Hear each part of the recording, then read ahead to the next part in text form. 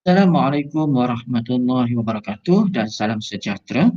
Baiklah, hari ini kita akan sambung bab tajuk yang kedua dalam tajuk ubahan, bab yang kelima, iaitu 5.2 ubahan tongsang. Sebagai pengenalan,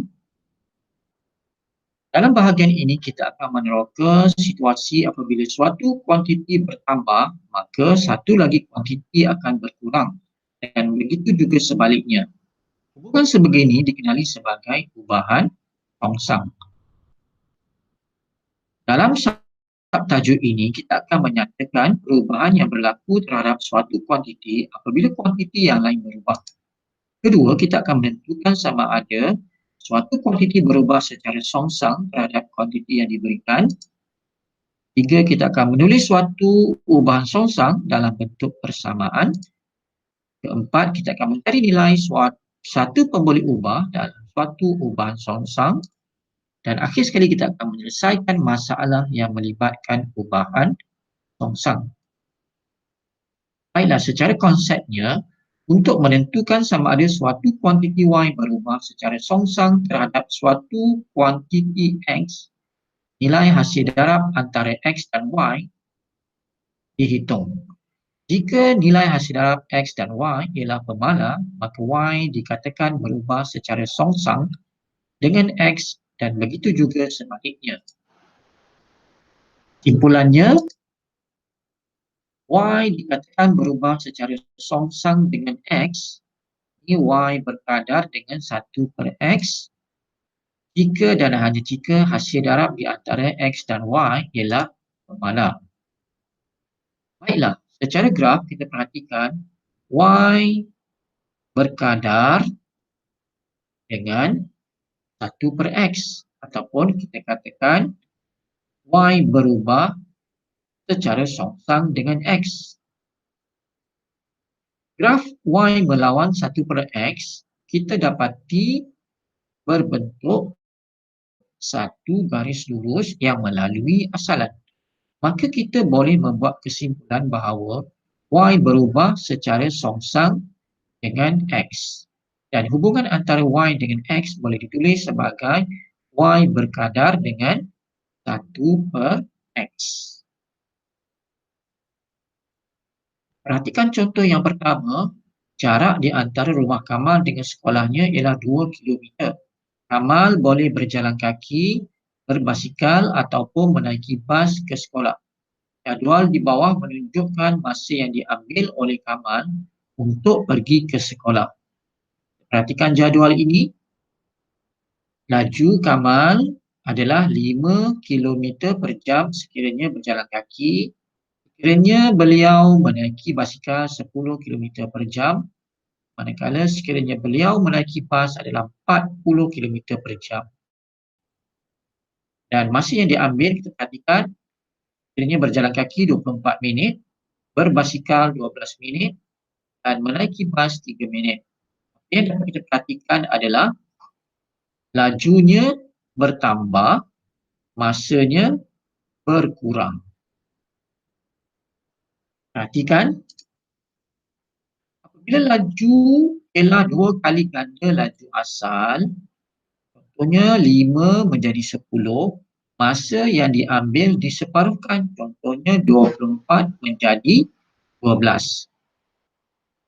Apabila laju bertambah, masa yang diambil berkurang. Itu adalah pemerhatian yang dapat kita perhatikan dalam kes perjalanan Kamal ke sekolah sama ada menaiki berjalan kaki ataupun berbasikal ataupun menaiki bas. Yang kedua, Sekolah Menengah Sains Dungun menganjurkan suatu gotong royong untuk membersihkan kawasan sekolah. Jadual di bawah menunjukkan hubungan antara masa yang diperlukan untuk membersihkan kawasan sekolah dengan bilangan murid yang mengambil bahagian dalam gotong royong tersebut. Kita perhatikan jadual ini, bilangan murid bertambah daripada 5, 6, 10, 15 dan 20. Manakala dari segi masa dalam jam, daripada 24 jam berkurang menjadi 20, 12, 8 dan 6. Apabila bilangan murid bertambah, masa akan berkurangan. Apakah perubahan yang berlaku terhadap masa yang diperlukan untuk membersihkan kawasan sekolah apabila bilangan murid yang mengambil bahagian bertambah 4 kali ganda, B berkurang 3 kali ganda? Untuk menjawab soalan A, kita dapati masa yang diperlukan berkurang 4 kali ganda apabila bilangan murid bertambah 4 kali ganda. Contohnya, daripada 5 bertambah 4 kali ganda menjadi 20. Dari segi masa akan berlaku pengurangan juga 4 kali ganda, iaitu 24 berkurang menjadi 6.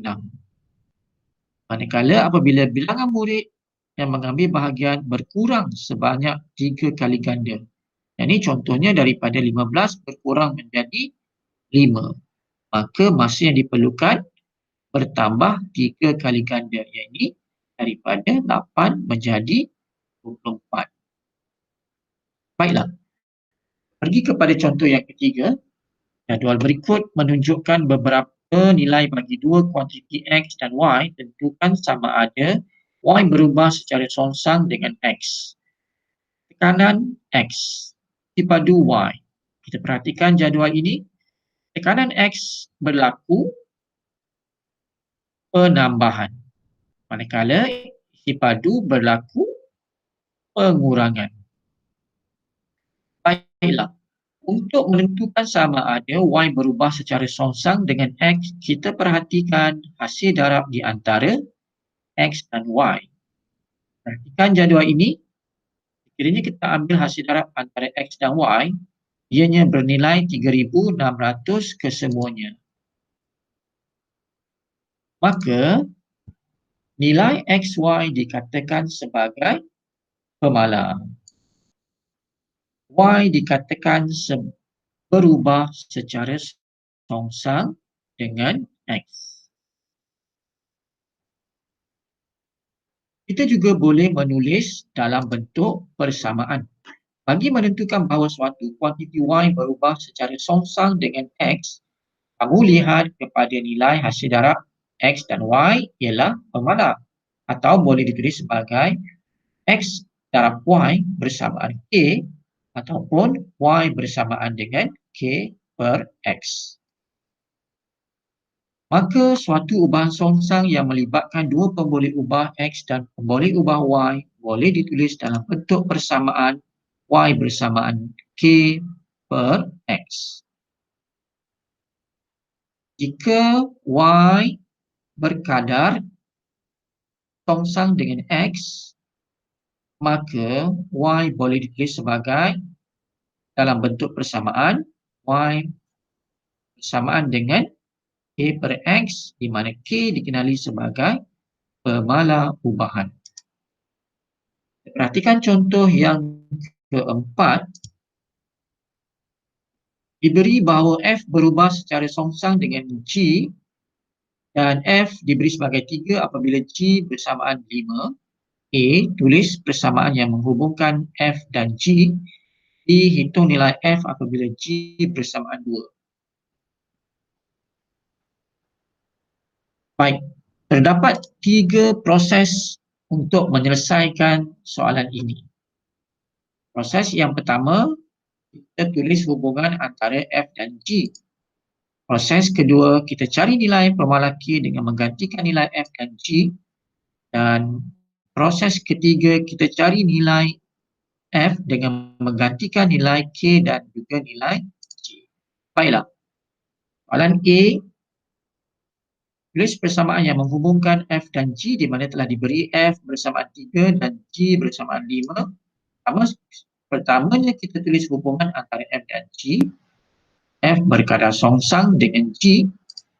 Kedua, kita tukar kepada bentuk persamaan F bersamaan K per G. Tiga, kita masukkan nilai-nilai yang diberi F bersamaan 3 dan G bersamaan 5. K bernilai 15. Maka F sama juga dengan 15 per G. Baiklah, kita selesaikan soalan B di mana diberi G bersamaan 2. Jadi pada soalan A, F samaan dengan 15 per G, masukkan nilai G 2, maka kita dapati nilai F adalah 7.5. Baik, kita pergi kepada contoh yang kelima. Diberi Y berubah secara songsang dengan X. Tulis itu persamaan dan menghubungkan Y dengan X jika Y bersamaan 4 bila X sama dengan 5.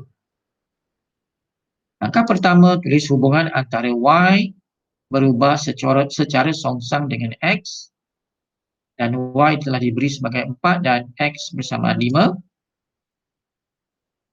Tulis dalam bentuk persamaan Y bersamaan dengan K per X. Masukkan nilai-nilai Y dan juga nilai X.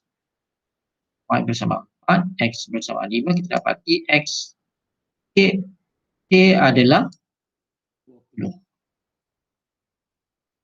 Maka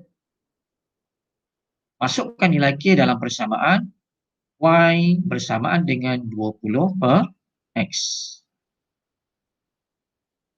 Baiklah, secara kesimpulannya, dalam ubahan songsang, kita telah mengkaji situasi apabila suatu kuantiti bertambah, maka satu lagi kuantiti akan berkurang dan begitu juga sebaliknya. Bagi menentukan bahawa suatu kuantiti Y berubah secara songsang dengan kuantiti X, kamu lihat kepada nilai hasil darab antara Y dan X. Kiranya ia adalah pemalar, atau boleh juga ditulis sebagai Y bersamaan hasil darab Y dan X bersamaan dengan K, ataupun juga boleh ditulis sebagai Y bersamaan dengan A per X, di mana K dikenali sebagai pemalar bahan.